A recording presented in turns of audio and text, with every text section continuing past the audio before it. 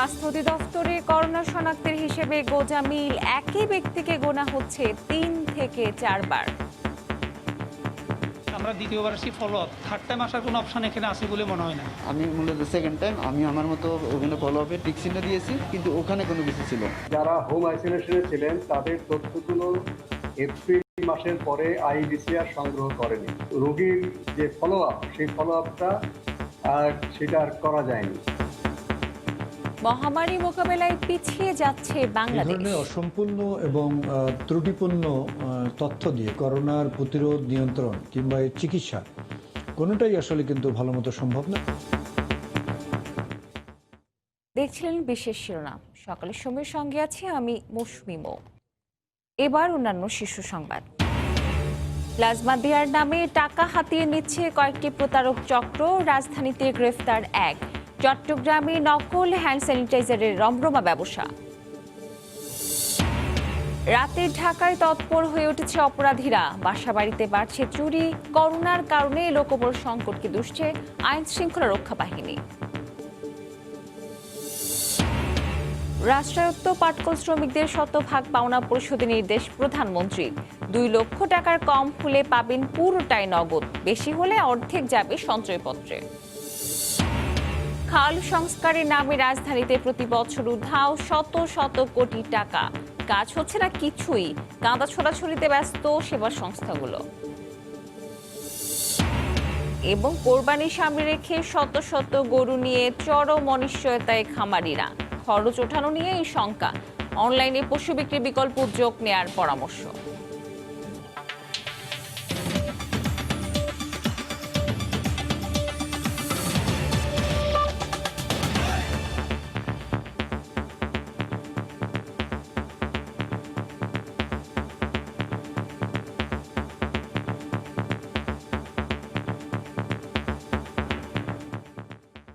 দেশে করোনা আক্রান্তের সংখ্যা নিয়মিত বুলেটিনের প্রতিদিন জানানো হলেও এই সংখ্যাকে গোজামিল বলছেন বিশেষজ্ঞরা। এক ব্যক্তিকে গণনা করা হচ্ছে 3 থেকে 4 বার। প্রতিবারই তিনি ঢুকছেন মোট আক্রান্তের তালিকায়। মূলত এপ্রিলের পর সংক্রমণ বাড়ার পর থেকে শুরু হয় এই গোজামিলের। জনস্বাস্থ্য বিশেষজ্ঞরা বলছেন, এমন ত্রুটিপূর্ণ তথ্য দিয়ে করোনা মোকাবেলা দিন দিন আরও কঠিন হয়ে উঠবে। রাশিদ লিমনের রিপোর্ট। 3.5 মাস ধরে প্রতিদিনই চলছে তথ্য প্রদান। নিয়ম করে প্রতিদিনই জানানো হয় 24 ঘন্টায় নতুন শনাক্ত, মৃত, সুস্থ কতজন সহ দেশের করোনা পরিস্থিতির আদ্যপান্ত। প্রশ্ন হলো, এই তথ্য কতটা সঠিক? রাজধানী সহ সারা দেশে নমুনা সংগ্রহের বুথে প্রতিদিন নানা কাঠখড় পুড়িয়ে যারা নমুনা দিতে আসেন তাদের হাতে যে ফর্মটি ধরিয়ে দেওয়া হয় তাতে থাকে 2টি অপশন, নতুন কিংবা পুরাতন। এখানে দুটো শুধু কলম আছে, একটা নিউ একদম ফলো আপ। আমরা দ্বিতীয়বার আসি ফলো আপ, থার্ড টাইম আসার কোনো অপশন এখানে আছে বলে মনে হয় না। আমি মূলত সেকেন্ড টাইম আমি আমার মতো ওখানে ফলো আপে টিক চিহ্ন দিয়েছি, কিন্তু ওখানে কোনো কিছু ছিল না। তবে এই তথ্য দিয়ে সঠিক সংখ্যা কিভাবে মিলবে সেই প্রশ্নের উত্তর জানে না আইডিসিআরও। একই ব্যক্তি যদি 3-4 বার পরীক্ষা করান, তাকে প্রতিবারই গণনা করা হচ্ছে আলাদাভাবে। সংবাদ বুলেটিনে যে তথ্য দেওয়া হয় তাতে 24 ঘন্টায় নতুন শনাক্তের সংখ্যায় কতজন পুরাতন রোগী সেই তথ্য থাকে অধরা। এটা ভুল রিপোর্ট না, অসম্পূর্ণ বলতে পারেন। হাজার হাজার কেটে জানি না, এখানে কিছু তো আছে, হিসাব করা দরকার। একাধিকবার কারা টেস্ট করিয়েছেন, তাহলে সংখ্যাটা সেভাবে সম্পাদনা করে বলা যাবে। এপ্রিলের পর থেকেই গোজামিনের হিসেব চলছে বলে জানায় আইডিসিআর। এমন তথ্য তাদের গবেষণার অন্তরায় বলছে প্রতিষ্ঠানটি। সংখ্যাটা ইম্পর্টেন্ট, সেটা আমাদের রোগী ব্যবস্থাপনার একটা চিত্র তুলে ধরা যাবে। যারা হোম আইসোলেশনে ছিলেন তাদের তথ্যগুলো এপ্রিল মাসের পরে আইডিসিআর সংগ্রহ করেনি। রোগীর যে ফলো আপ, সেই ফলো আপটা সেটা আর করা যায়নি। গবেষণার জন্য তো আমাদের একেবারেই নির্ভুল তথ্য দরকার। জনস্বাস্থ্য বিজ্ঞানে মহামারী মোকাবিলার সবচেয়ে আগে দরকার সঠিক তথ্য নিশ্চিত করা। সেক্ষেত্রে অবৈজ্ঞানিকভাবে তথ্য সংগ্রহের ফলে করোনা মোকাবিলায় পিছিয়ে যাচ্ছে বাংলাদেশ, এমনটাই মনে করেন জনস্বাস্থ্য বিশেষজ্ঞরা। এই ধরনের অসম্পূর্ণ এবং ত্রুটিপূর্ণ তথ্য উপাত্ত দিয়ে আসলে একদিকে যেমন ভালোভাবে পরিকল্পনা করা সম্ভব না, তেমনি আমাদের এই করোনার প্রতিরোধ, নিয়ন্ত্রণ কিংবা চিকিৎসা কোনোটাই আসলে কিন্তু ভালো মতো সম্ভব না, এবং তার আমরা মনে হয় প্রতিফলন দেখছি। তবে করোনায় আক্রান্ত ব্যক্তির ক্ষেত্রে একটি নির্দিষ্ট সময় পর কোনো শারীরিক অসুবিধা বোধ না করলে দ্বিতীয় কিংবা তৃতীয় টেস্ট না করার পরামর্শ আইডিসিআর-এর। রাশেদ লিমন, সময় সংবাদ, ঢাকা। গতকাল দুপুর পর্যন্ত দেশে একদিনে সর্বোচ্চ 4019 জনের দেহে করোনা ভাইরাস শনাক্ত হয়েছে। এ নিয়ে মোট আক্রান্তের সংখ্যা ছাড়ালো 1.5 লক্ষ। করোনার সর্বশেষ পরিস্থিতি নিয়ে স্বাস্থ্য অধিদপ্তরের বুলেটিন বিশ্লেষণ করেছেন রিপোর্টার তোহা খান তামিম। দিন ধরে আমরা লক্ষ্য করছিলাম যে বিশ্বে 215টি দেশের মধ্যে বাংলাদেশের অবস্থান ছিল 17তম। এখন আজকের দিনে আমরা যদি বলি তাহলে বাংলাদেশের অবস্থান রয়েছে 18তমতে। স্বাগত জানাচ্ছি আজকের স্বাস্থ্য অধিদপ্তরের বুলেটিন বিশ্লেষণে। গত 24 ঘন্টা সার্বিক চিত্রের যদি দিকে তাকাই তাহলে আমরা দেখতে পাচ্ছি নমুনা পরীক্ষা হয়েছে 2 জুলাই 18,362 জনের এবং এ থেকে আক্রান্ত হয়েছেন 4,019 জন। আজও মৃতের খাতায় যোগ হয়েছে 38 জনের নাম এবং এ পর্যন্ত মৃত্যুবরণ করেছেন 1926 জন। এবং আমরা দেখতে পাচ্ছি যে প্রতিদিন যে হারে মৃত্যুবরণ করছেন কিন্তু তার থেকে অধিক হারে কিন্তু সুস্থ হয়েছেন। আক্রান্তের চিত্রের সূচকে আমরা দেখতে পাচ্ছি প্রথম আক্রান্ত হয়েছিলেন 8 মার্চ 3 জন। দিন যত গড়িয়েছে ততই কিন্তু আক্রান্তের সংখ্যা বেড়েছে। আমরা দেখেছি আজ পর্যন্ত 2 জুলাই অর্থাৎ প্রায় 1.5 লাখ পার হয়ে গিয়েছে আক্রান্তের সংখ্যা। মৃতের চিত্রের দিকে তাকালে আমরা দেখতে পাচ্ছি সেই সূচকটাও কিন্তু ঊর্ধ্বমুখী। প্রথম বাংলাদেশে আমরা দেখেছি যে 18 মার্চ একজন মারা গিয়েছিলেন, এরপরে 18 এপ্রিল 84 জন, তার এক মাস পরে 18 মে 349 জন। এরপরে কিন্তু সূচকটা আক্রান্তের মতোই ঊর্ধ্বগামী হয়েছে। আজকে 2 জুলাই আমরা দেখতে পাচ্ছি যে 1926 জনে গিয়ে দাঁড়িয়েছে। আমরা দেখতে পাচ্ছি যে সবচেয়ে বেশি 27 জন হয়েছিলেন 23.12%। সেই দিন হারটা বেশি হয়েছিল। 26 থেকে আজকে 2 জুলাই পর্যন্ত যদি হিসেব করি তাহলে বলা যায় 20, 21 এবং 22 এর মধ্যে কিন্তু এই হারটা ওঠানামা করছে। বাংলাদেশে এখন পর্যন্ত সুস্থ হয়েছেন 66,442 জন, যার শতাংশ হচ্ছে 43.34%, 1.26% মৃতের হার এবং চিকিৎসাধীন রয়েছেন 85,268 জন। স্বাস্থ্যবিধি যদি আমরা না মানি তাহলে কিন্তু আমরাই আমাদের পরিবারের জন্য, আপন জনের জন্য তথা সারা দেশের জন্য কিন্তু আমরাই ক্ষতিগ্রস্তের কারণ হব, ক্ষতির কারণ হব। তো সেক্ষেত্রে স্বাস্থ্যবিধি মানার কোনো বিকল্প নেই। তো এই ছিল আজকের বিশ্লেষণে। করোনা আক্রান্তদের প্লাজমা দেওয়ার নামে টাকা হাতিয়ে নিতে রাজধানীতে সক্রিয় একাধিক প্রতারক চক্র। অনলাইনে প্লাজমা সরবরাহের বিজ্ঞাপনের সূত্র ধরে অভিযান চালিয়ে রাজধানী থেকে প্রতারক চক্রের একজনকে আটক করেছে গোয়েন্দা পুলিশ। তারা জানান চক্রটি বেশ কিছুদিন ধরে এই অপতৎপরতা চালিয়ে আসছিল। করোনা আক্রান্ত রোগীর জন্য জরুরি প্লাজমা। মহামারীর এই কালে সামাজিক মাধ্যমে চোখ পাতলেই দেখা যায় এমন দৃশ্য। আক্রান্ত ব্যক্তির স্বজনরা হন্য হয়ে খোঁজেন প্লাজমা, যা দিতে পারেন কেবল করোনা থেকে সুস্থ হওয়া ব্যক্তি যার তৈরি হয়েছে যথেষ্ট পরিমাণে অ্যান্টিবডি। আর মানুষের এই অসহায়ত্বের সুযোগ নিচ্ছে কিছু প্রতারক। চাহিদার তুলনায় প্রাপ্যতা কম থাকায় সুযোগকে কাজে লাগিয়ে প্লাজমা দেওয়ার নামে প্রতারণা করছে একটি চক্র। প্লাজমা দেওয়ার কথা বলে দাবি করছে টাকা। অনলাইন লেনদেনের মাধ্যমে টাকা হাতে পাওয়ার পর সটকে পড়ে এসব চক্রের লোকজন। এরকম বেশ কয়েকটি প্রতারণার তথ্য পাওয়ার পর মাঠে নামে আইন শৃঙ্খলা বাহিনী। বৃহস্পতিবার রাজধানীর বিভিন্ন জায়গায় অভিযান পরিচালনা করে এই চক্রের অন্যতম এক সদস্যকে আটক করে গোয়েন্দা পুলিশ। একদল প্রতারক চক্র এই প্লাজমা দেওয়ার নাম করে মুমূর্ষু রোগীদের অ্যাটেন্ডেন্টদের সাথে যোগাযোগ করে তাদেরকে প্রতারিত করছে। এরকম একটি সংবাদ আমরা জানতে পেরে ঢাকা মহানগর গোয়েন্দা পুলিশের গোয়েন্দা তেজগাঁ বিভাগের একটি দল বিভিন্ন জায়গায় অপারেশন করে এই প্রতারক চক্রটিকে শনাক্ত করেছে এবং একজনকে গ্রেপ্তার করেছে এবং বাকি সদস্যদেরকে গ্রেপ্তারের জন্য অপারেশন পরিচালিত হচ্ছে। অনলাইনে কেউ প্লাজমা প্রদানের জন্য উৎসাহী হলে যথেষ্ট যাচাই বাছাই না করে প্লাজমা গ্রহণের জন্য কোনো লেনদেন না করার পরামর্শ গোয়েন্দা কর্মকর্তাদের। এই চক্রের অন্য সদস্যদের ধরতে অভিযান চলছে বলেও জানান তিনি। শাহরিয়ার জামান দ্বীপ, সময় সংবাদ, ঢাকা। করোনা মহামারীতে দর্শনার্থী না থাকায় নতুন প্রাণ ফিরে পেয়েছে সাফারি পার্ক।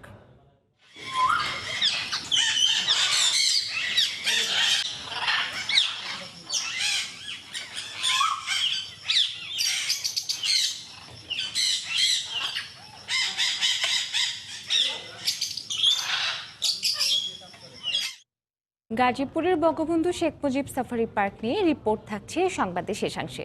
দেখার আমন্ত্রণ। সকালের সময় আরও থাকছে আফ্রিকার বতসোয়ানায় শত শত হাতির অস্বাভাবিক মৃত্যু, কারণ জানতে নমুনা পাঠানো হয়েছে পরীক্ষাগারে। পরিবেশ বিপর্যয়ের শঙ্কা। রাষ্ট্রায়ত্ত পাটকল শ্রমিকদের শতভাগ পাওনা পরিশোধের নির্দেশ দিয়েছেন প্রধানমন্ত্রী শেখ হাসিনা। গতকাল গণভবনে এক সভায় তিনি এই নির্দেশ দেন বলে জানিয়েছেন প্রধানমন্ত্রীর মুখ্য সচিব ডক্টর আহমদ কাইকাউস। পাওনা 2 লক্ষ টাকা হলে পুরোটা দেওয়া হবে নগদ, এর বেশি হলে অর্ধেক দেওয়া হবে সঞ্চয়পত্রে, অর্ধেক নগদে। গেল 44 বছরে মাত্র 4 বার লাভ করেছে রাষ্ট্রায়ত্ত পাটকলগুলো। বেসরকারি খাতের পাটকলগুলো লাভ করতে পারলেও বিজেএমসির আওতাধীন মিলগুলো লোকসান গুনেছে বছরের পর বছর। সরকারি পাটকলগুলোর ক্ষতির পরিমাণ 10,674 কোটি টাকা। এমন অবস্থায় পাটকল শ্রমিকদের গোল্ডেন হ্যান্ডশেকের মাধ্যমে বিদায় জানানোর ঘোষণা দেয় সরকার। যাতে করে আধুনিক প্রযুক্তি এনে আমরা এই পাট খাতকে বিশ্বের বাজারে আমরা দখল করতে পারি। সরকারের এই সিদ্ধান্ত মেনে নিলেও বকেয়া পাওনা এককালীন পরিশোধের দাবি ওঠে শ্রমিকদের পক্ষ থেকে। এবার সরকার থেকে এলো সে ঘোষণাও। গণভবনে এক সভায় প্রধানমন্ত্রী শেখ হাসিনা রাষ্ট্রায়ত্ত পাটকল শ্রমিকদের শতভাগ পাওনা পরিশোধের নির্দেশ দেন। প্রধানমন্ত্রীর মুখ্য সচিব ডক্টর আহমদ কাইকাউস জানান, পাওনা বাবদ 5,000 কোটি টাকা বাজেট থেকে দেয়া হবে। কর্মরত ও অবসরপ্রাপ্ত শ্রমিকদের পাওনা 2 লাখ টাকা হলে পুরোটাই নগদে পরিশোধ করা হবে। পাওনা এর থেকে বেশি হলে অর্ধেক নগদে, বাকিটা 3 মাস অন্তর মুনাফা ভিত্তিক সঞ্চয়পত্রের মাধ্যমে পরিশোধ করা হবে। মানে প্রায় 25,000 শ্রমিক কর্মচারী ভাই বোনেরা আছে, তাদের পাওনা বুঝিয়ে দেওয়ার ক্ষেত্রে সরকার কয়েকটি সিদ্ধান্ত নিয়েছে। একটি হচ্ছে অনধিক 2 লক্ষ টাকা যারা আছে তাদেরকে সম্পূর্ণ শতভাগ তাৎক্ষণিকভাবে দিয়ে দেওয়া হবে। 2 লক্ষের অধিক যারা আছে পাবে, এর ভিতরে 50% নগদ এখনই দেওয়া হবে, আর বাকিটাও 50% মাননীয় প্রধানমন্ত্রী এখনই দিতে চান। তবে শ্রমিকদের কল্যাণের কথা চিন্তা করে উনি ভিন্ন একটি পদ্ধতি অনুসরণ করার সদয় নির্দেশনা দিয়েছেন। সেটি হচ্ছে অবশিষ্ট যে 50% টাকা আছে সেটি সঞ্চয়পত্র কিনে তাদেরকে দেওয়া হবে 3 মাস মেয়াদি। বস্ত্র ও পাট মন্ত্রণালয় থেকে জারি করা এক প্রজ্ঞাপনে বলা হয়, নগদ পরিশোধ ব্যাংক হিসাবের মাধ্যমে এবং সঞ্চয়পত্রের মাধ্যমে পাওনা সরাসরি সংশ্লিষ্ট শ্রমিককে নির্ধারিত ব্যাংক বা আর্থিক প্রতিষ্ঠানের মাধ্যমে পরিশোধ করা হবে। 2015 সালের সর্বশেষ মজুরি কাঠামো অনুযায়ী প্রায় 25,000 শ্রমিক নোটিশ মেয়াদের 60 দিনের মজুরি, চাকরি বিধি অনুযায়ী প্রাপ্য গ্র্যাচুইটি, পিএফ তহবিলে জমাকৃত সমুদয় অর্থ এবং প্রাপ্য গ্র্যাচুইটির উপর নির্ধারিত হারে গোল্ডেন হ্যান্ডশেক সুবিধা পাবেন। গত 25 মে স্বরাষ্ট্র মন্ত্রণালয়ের এক বৈঠকের পর শুরু হয়েছে স্থায়ী শ্রমিকদের বাধ্যতামূলক অবসরে পাঠানোর প্রক্রিয়া। সাজিদ রাজু, সময় সংবাদ, ঢাকা। দখল, দূষণ আর ভরাটে মৃত পায় নগরীর প্রতিটি খাল। তবে সংস্কারের জন্য প্রতি বছরই শত কোটি টাকার প্রকল্প অনুমোদন দেওয়া হয়। সংশ্লিষ্টরা বলছেন, সংস্কার না হওয়ার জন্য দখলদারদের সঙ্গে সরকারি সংস্থাগুলোর খামখেয়ালিপনাও দায়ী। তবে বছর জুড়ে সংস্কারের দাবি করে সেবা সংস্থাগুলো বলছে, দখলদার যেই হোক খাল রক্ষায় কোনো প্রকার ছাড় দেওয়া হবে না। আজহার লিমনের রিপোর্ট, ছবি তুলেছেন আল মামুন। পানি রক্ষণাবেক্ষণ হলো ওয়াসার, আর বকাবকি আর গালি শুনতে হলো আমাদেরকে। এটি হতে পারে না মাননীয় মন্ত্রী। কাজটা বেসিক্যালি সিটি কর্পোরেশনেরই একটা অংশ আমরা করছি। খাল নিয়ে সেবা সংস্থাগুলো যখন পাল্টাপাল্টি দোষারোপে ব্যস্ত, তখন নগরীর খালগুলোর প্রকৃত হাল কি? যেন খাল দখলের এক মহোৎসব। এটি মিরপুর খাল এবং 22টি খালের সংযোগস্থল পলাশনগর পয়েন্ট। দেখে বোঝার উপায় নেই আদৌ এখানে কোনো প্রবহমান খাল ছিল। দখলদাররা শুধু দখল করেই ক্ষান্ত হয়নি, এর চারপাশে তুলছে ভারী ভারী স্থাপনা। দখলের এমন প্রতিযোগিতা ওয়াসার দায়িত্বে থাকা নগরীর 26টি খালি। এ প্রতিযোগিতায় অংশগ্রহণের দায় নিতে হবে সরকারি সংস্থাগুলোকে। যেমন বনশ্রী এলাকায় খাল দখল করেই ডাম্পিং স্টেশন বসিয়েছে উত্তর সিটি কর্পোরেশন। এ যখন অবস্থা, তখন বসে নেই অন্য দখলদাররাও। কোন হাউজিংকে টাকা দেন আপনারা? জায়গা আছে, হ্যাঁ, আচ্ছা। এখন যদি তারা যদি কোথাও বাদ দিয়ে কোথাও কাটে,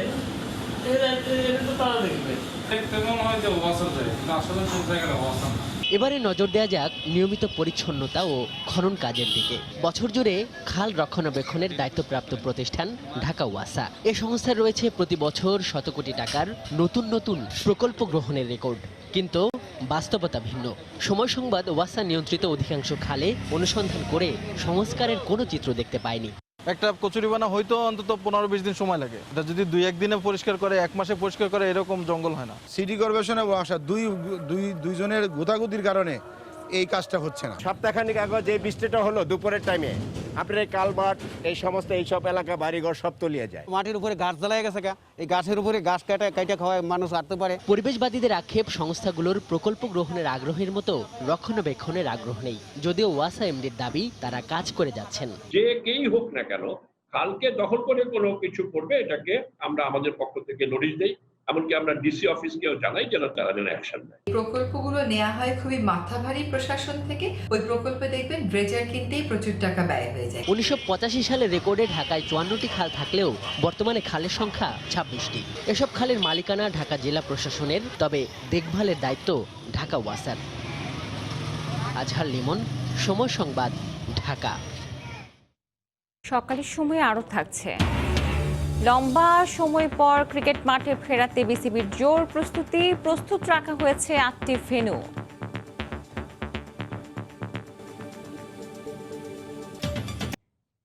রাতে ঢাকায় বেড়েছে অপরাধ। আইন শৃঙ্খলা রক্ষাকারী বাহিনী তৎপরতা কমার সুযোগে অপরাধ বাড়ছে বলে মনে করেন সংশ্লিষ্টরা। তবে করোনা সংক্রমণের কারণে জনবল সংকটকে দুষছে পুলিশ। শাহরিয়ার জামান দ্বীপের রিপোর্টে বিস্তারিত। করোনাকালের রাত যেন আরো নীরব, নিস্তব্ধ। এই নীরবতার প্রতিফলন আইন শৃঙ্খলা বাহিনীতেও। ধিমেতালেই চলছে তাদের কার্যক্রম। রাজধানীর বেশ কয়েকটি এলাকা ঘুরে দেখা গেছে বেশিরভাগ জায়গাতেই নেই চেকপোস্ট। কোথাও চেকপোস্ট আছে, নেই নিরাপত্তা বাহিনীর সদস্য। এখানে কোনো চেকপোস্ট নাই, চেকপোস্ট উঠে গেছে। চেকপোস্ট থাকলে তো ভালোই, কোনো অসুবিধা হয় না। করোনা আসার পর থেকে এরা চেক টেক দেয় না, আগে মাঝে মাঝে দিতে হয় না, দেয় না একদম। আর সেই সুযোগে নগর জুড়ে বাসাবাড়িতে বাড়ছে চুরির ঘটনা। আইন শৃঙ্খলা বাহিনী বলছে করোনার কারণে লোকবল সংকট দেখা দিয়েছে, তাই চাইলেও আগের মতো কার্যক্রম চালানো যাচ্ছে না। এছাড়াও কাজ কমে যাওয়ায় বেড়ে গেছে ছোটখাটো অপরাধও। গৃহচুরি যে বিষয়টি, সেটি এখন প্রাধান্য পাচ্ছে।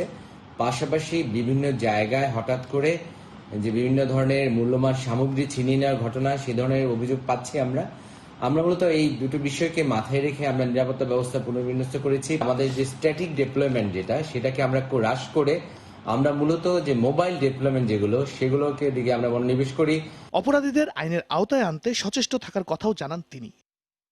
শাহরিয়ার জামান দ্বীপ, সময় সংবাদ, ঢাকা। কোরবানি উপলক্ষে চরম অনিশ্চয়তায় দিন কাটাচ্ছেন যশোরের খামারিরা।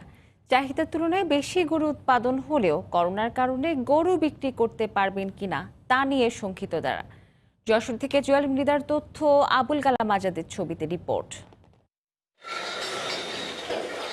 যশোরের শার্শা উপজেলার পুটখালী এলাকার গরু খামারি নাসির হোসেন কোরবানির ঈদকে সামনে রেখে প্রতি বছর তিনি 400 থেকে 450 গরু হৃষ্টপুষ্ট করে থাকেন। করোনার কারণে এবছর তার খামারে পালন করা হয়েছে 250 গরু।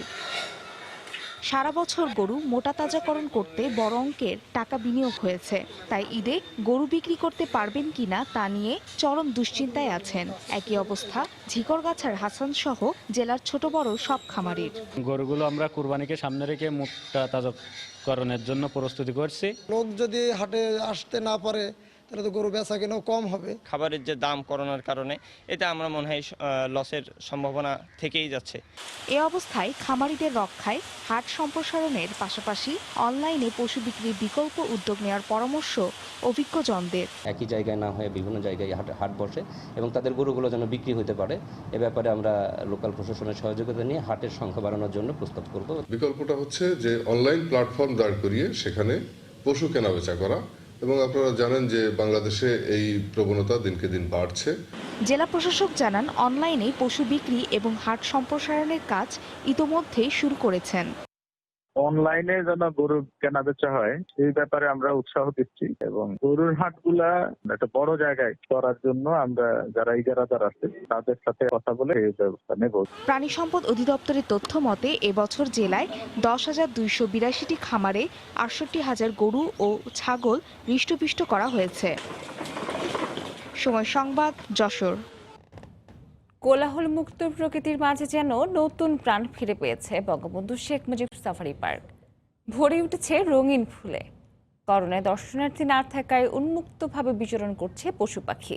গাজীপুর থেকে রাজিবুল হাসানের রিপোর্ট। অরণ্য ঘেরা বনপথে মানুষের আনাগোনা নেই 3 মাসের বেশি সময় ধরে। পশু পাখির কলরব এখন জোরালো। মানুষের আঁচ পেলেই যে জেব্রা দৌড়ে পালায়, এখন সদ্য জন্ম হওয়া 4 শাবক নিয়ে ব্যস্ত খুনসুটিতে। কমনিল্যান্ড, পকেট বানর, ওয়েলবেস্ট, গয়াল, হরিণ সহ বেশ কিছু পশু পাখির বংশবিস্তার হয়েছে মহামারী করোনাকালীন সময়ে গাজীপুরের বঙ্গবন্ধু শেখ মুজিব সাফারি পার্কে। দর্শনার্থীবিহীন পার্কে দিন রাত্রির পুরোটা সময় এখন প্রাণ প্রকৃতির। ফাঁকা পরিবেশ পেয়ে পশু পাখিগুলো খাচ্ছে, দাচ্ছে আর ঘুমাচ্ছে। এ যেন এক নিজস্বতা। সৌন্দর্যে যোগ হয়েছে বাইরের পানকড়ি ও ডাহক। পার্কের ভেতরে গাছে গাছে জায়গা করে নিয়েছে তারা। এরই মধ্যে তাদের সংসার জুড়ে এসেছে নতুন অতিথিও। রঙিন ফুলে ভরে উঠেছে পার্ক, লজ্জাবতীও মেলে দাঁড়িয়েছে। মনের আনন্দে ফুলে ফুলে ঘুরে বেড়াচ্ছে প্রজাপতি, যা করোনা পরবর্তী সময়ে দর্শনার্থীদের বাড়তি আনন্দ দিবে। এখানে দেশীয় প্রজাতির প্রাণী আছে, বিদেশি প্রজাতির প্রাণী আছে। আমাদের এই প্রাণীগুলিকে নিয়মিত ভ্যাকসিন দেওয়া হচ্ছে। নিরিবিলি পরিবেশ ও প্রকৃতির সজীবতায় বংশ বিস্তার হয়েছে প্রাণীদের, আর পাখিরা যেন পেয়েছে তাদের অভয় আশ্রম। এমনটাই মনে করেন পার্কের ভারপ্রাপ্ত কর্মকর্তা। নিরাপত্তার সুবিধা অনেক ভালো পেয়েছে এবং আমাদের পরিচর্যাটা বেশি ছিল, যে কারণে আমি মনে করি যে আমাদের যে প্রাণীগুলো একে একে বাচ্চা দিয়ে যাচ্ছে। 2013 সালে প্রতিষ্ঠিত এই পার্কে সব মিলিয়ে প্রায় 4000 পশু পাখি রয়েছে। রাজিবুল হাসান, সময় সংবাদ, গাজীপুর।